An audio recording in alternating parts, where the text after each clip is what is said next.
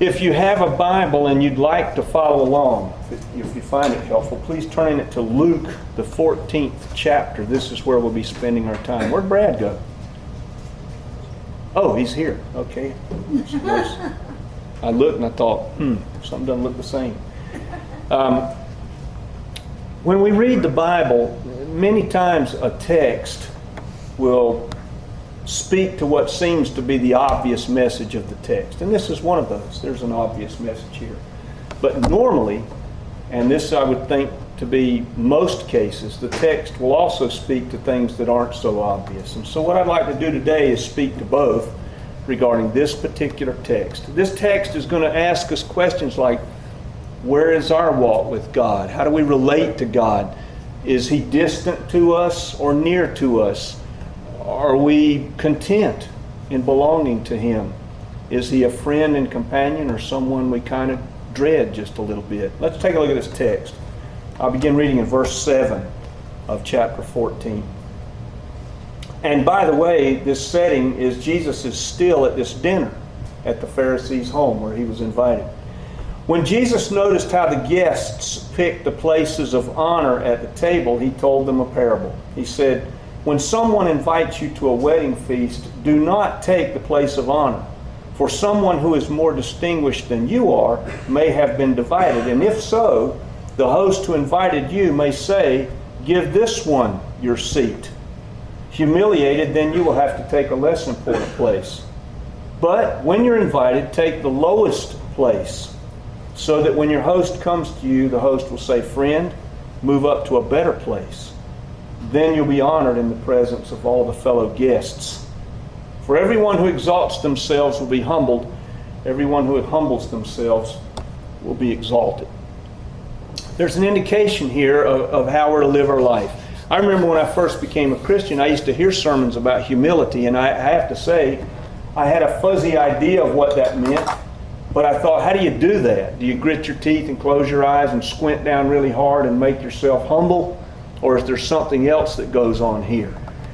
And I remember being born again early on. I don't know if you remember it or not. I do. I guess because of the place from which I came before I was born again, everything in life becomes exciting and new. It was like I remember the feeling of knowing that everything I had done that I knew was wrong was forgiven. And then I was set free from it. And I didn't have to carry that sense of all of this guilt for what I had been and done around with me. But I also noticed something else. And maybe this is speaking more closely to our experience here today. That newness wears off. And pretty soon the normalcy of living starts to creep in. And we come to a place where we're somewhat indifferent to the fact of the excitement that we felt early on. I think that's just natural. But what it does is it produces effects which I don't think are proper. One of them is we begin to think about our walk with Jesus as a more private condition than it is a public one.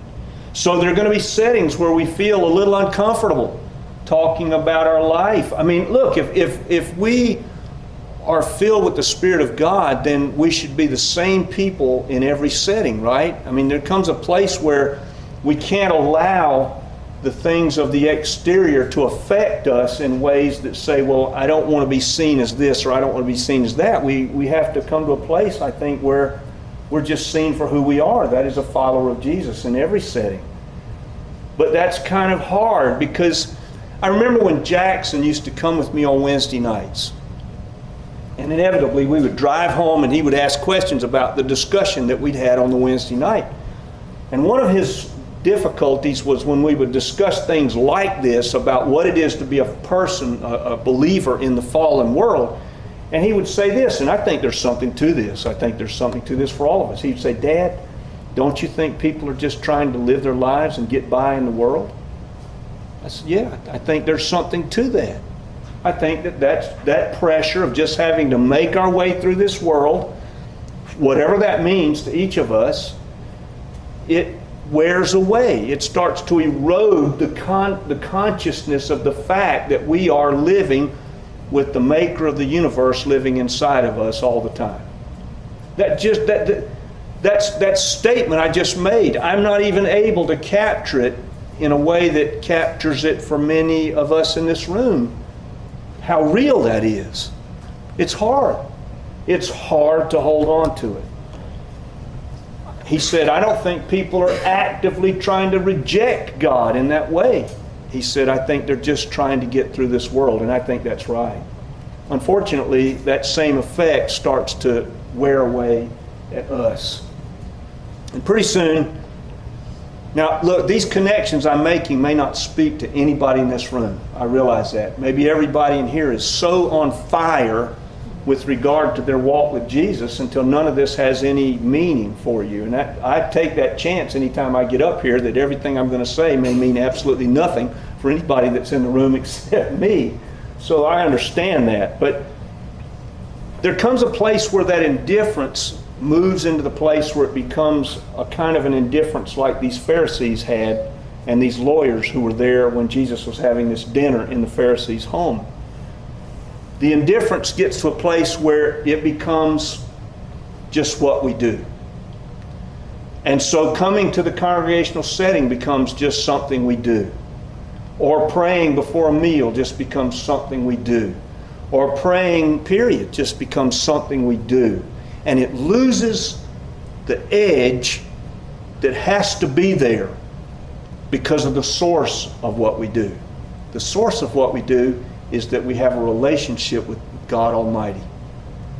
If ever we lose that sense of that, then the motions of being a believer start to become just what we do. And it doesn't take long for that to happen. And it can creep in so subtly that we don't even notice it. For some, we take on this perspective of, I want the chief seat. I want to be seen to be a person who is walking well with God. I want others to see that in me so that then I occupy a different space when I'm with them. It's kind of like, we learned this early. Remember, I don't know how many of you went to Sunday school when you were little. I did. And on our Sunday school tote board, everybody's name was up there. There were probably 20 kids in my Sunday school. It was a fairly large church. And if you were there 4 Sundays in a row, why, you got a little star up there next to your name. Yeah, you were somebody. So we learned that early on, that kind of gold star mentality. If I'm participating at some level in the congregational life, then that gains me some kind of street cred that I didn't have otherwise. And pretty soon it produces in some of us the sense of the chief seat. I know, I won't say who they are, but I know of churches right now who have people in them who are some of the primary givers. And they feel themselves to have clout that other people in the congregation do not have. They're in for a jolt when they stand in front of God and find out that that clout they thought they had is no clout at all. Sometimes the person, as with the widow's mite, the one who can give the least, is the most important person in any given group of people. But this indifference creeps in, and what it does is it starts to give us a sense of frustration. And the frustration has to be satisfied. You know, Augustine was right. He said, there is a God-shaped vacuum in every human being, and only God can fill it. But if God doesn't fill it, we will attempt to fill it in some other way. And so there's a kind of a knowing. If you and I go to some event and we hear someone speak about their life with the Lord, and they talk about it in a sense of excitement, newness, and fullness, and immediacy, that we think to ourselves, ooh, it doesn't feel like that to me. That creates a sense of frustration for us. It does me. I can only speak for myself. I've been to many meetings like that, and I think, wow, I wish I could be like that guy or that woman, but I'm not. It doesn't feel like that to me. And pretty soon, it starts to bring us to a place where we're embarrassed by that when we're in a setting like this. The Pharisees were embarrassed. If ever they were seen by the public, that is the Jewish, the common folk, to not be those who were lifted out in their lives as followers of God, they found that embarrassing. And so that's why one of the reasons they so scrupulously obeyed the law, and one of the reasons they so scrupulously accused those who could not afford to obey the law as they did, as being the common people of the land, and they looked at them in such a negative way. But what happens is, the need that we have for a relationship with God, if it's not satisfied in relationship, we'll seek to satisfy it in some other way. And I think that happens to all of us at some point. Maybe happening less or more to any of us in this room right now. For instance, one manifestation is we start to hide from God. How do we do that? Well, one way we do it is we don't come in here anymore.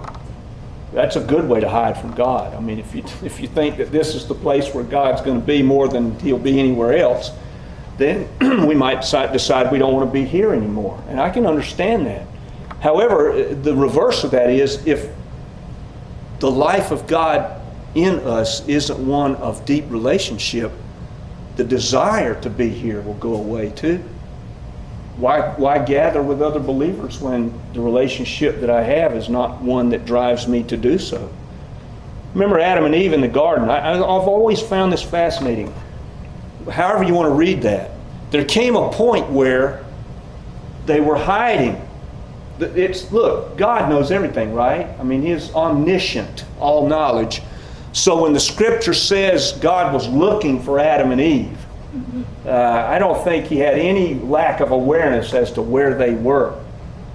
But He wanted to give them the chance to say, here we are. And that's what God gives to each of us every day of our lives. Where are you, Rip? I'm here. But for some, they want to avoid that.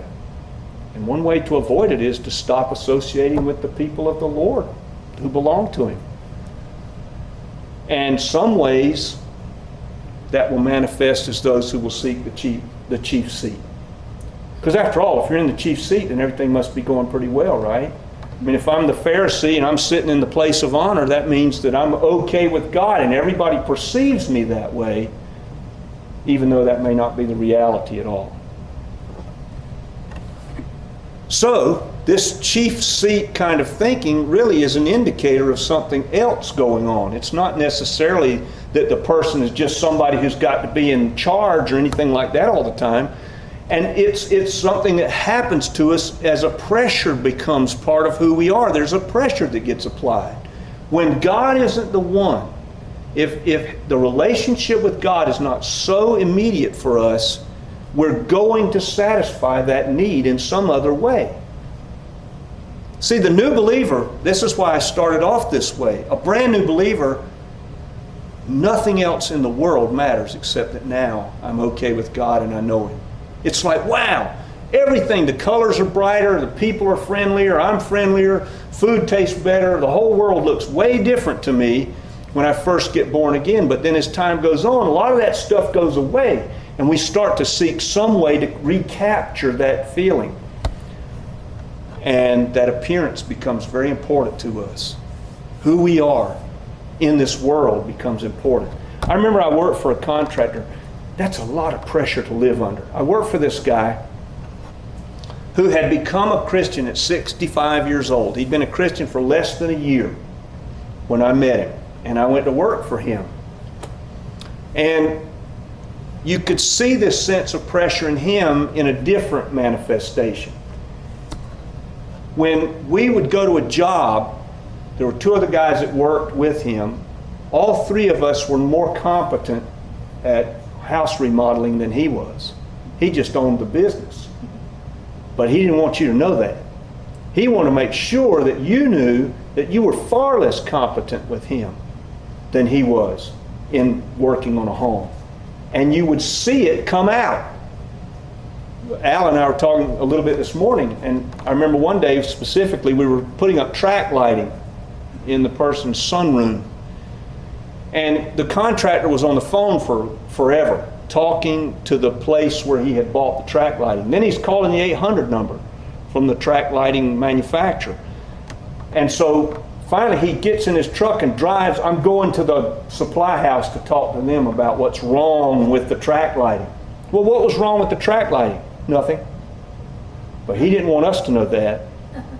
So, stupid me, I went in the kitchen where the instruction book was, and I took the instruction book back out to the room, and myself and the two other guys put the whole system up and had the lights burning when he got back. His response to us was, "I didn't know you knew track lighting." We said, "I don't, but I can read the instruction book." He was so mad. Why was he mad? Because we had called his competence into question. He could not stand that. This is what happens.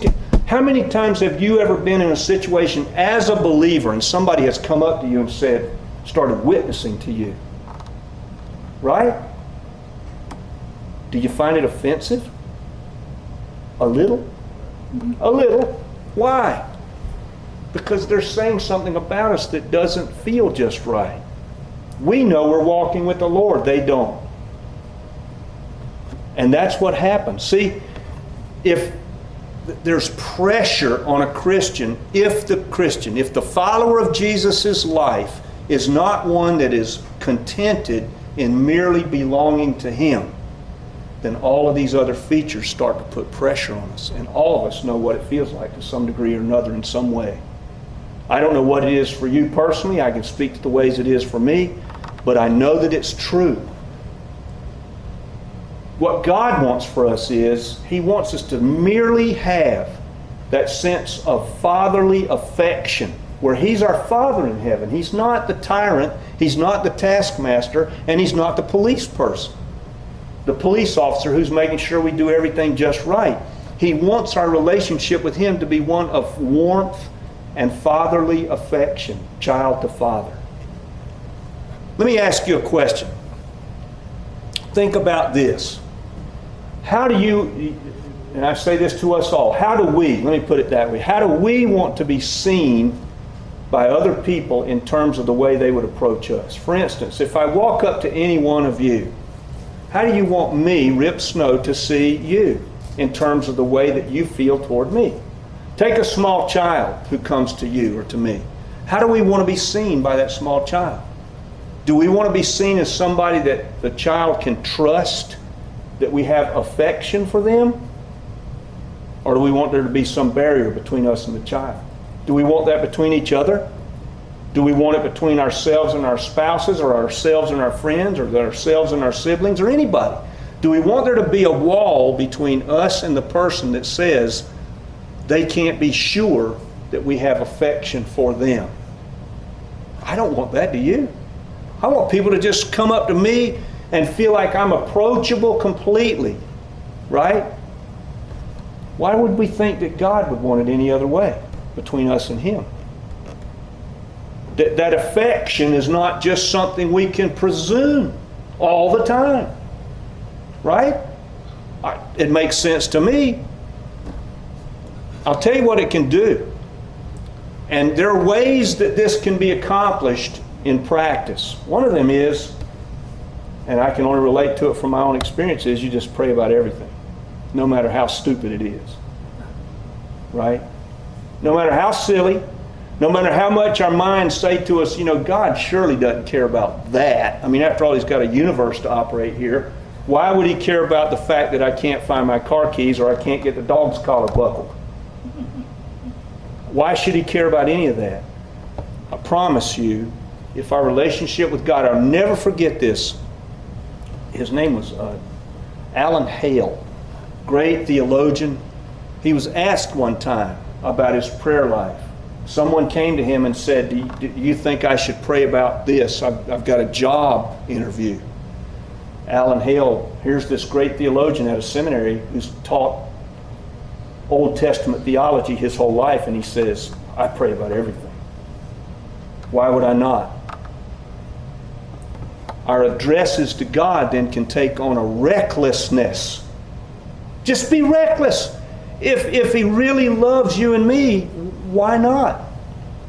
Why not be utterly reckless in the way in which we relate to God? Why not that God would care about the fact that I just knocked a button off my shirt? God, can you help me get ready for where I got to go? I mean, how do we want others to see us? We want them to see us as people whom they can presume have affection for them. It's not to say that we lose the awe of who God is in all of His holiness and purity and all those things. I would say it increases all of that. The fact that this maker of the universe looks at you and me and has real affection for us and really cares about the stuff that we're going through. And you know what? Once we come to that place in life, it changes everything about how we relate to other people. I don't have anything to prove now at all.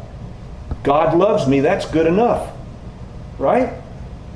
If I don't have a lot of money, or I don't drive a really nice car, or I don't have some station in life that I think I ought to have, oh well.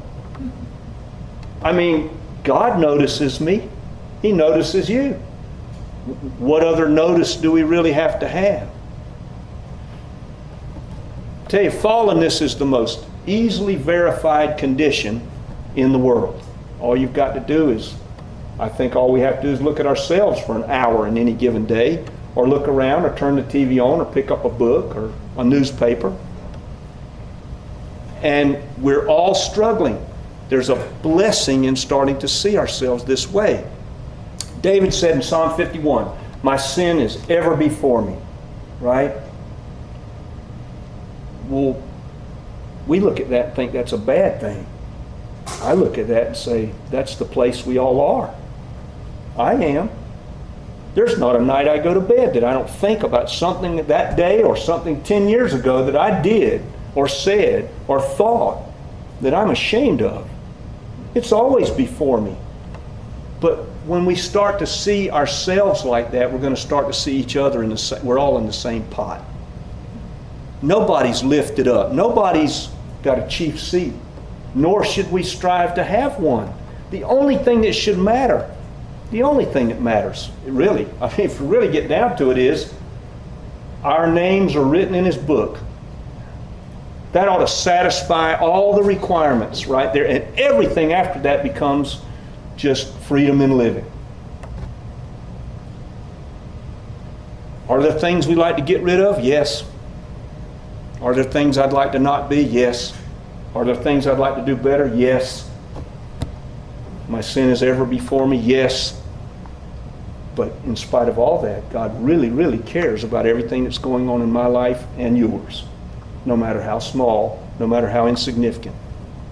Remember just a little while ago in this same text, Jesus was confronted with a man who had dropsy. Remember that? How did that man get there? The Pharisees, in their utter hypocritical contempt and cruelty, brought this man up to Jesus just so that Jesus could break what they saw to be the law of the Sabbath by healing the man on the Sabbath. What turned out was that their hypocrisy was exposed. Because I guarantee you, the people around that man and that man, they couldn't do anything but celebrate the fact that he'd been set free from what he was suffering. When we forget who we are, then we start having the chief seat syndrome that needs to be seen in a certain way. But when we remember who we are, none of that matters at all.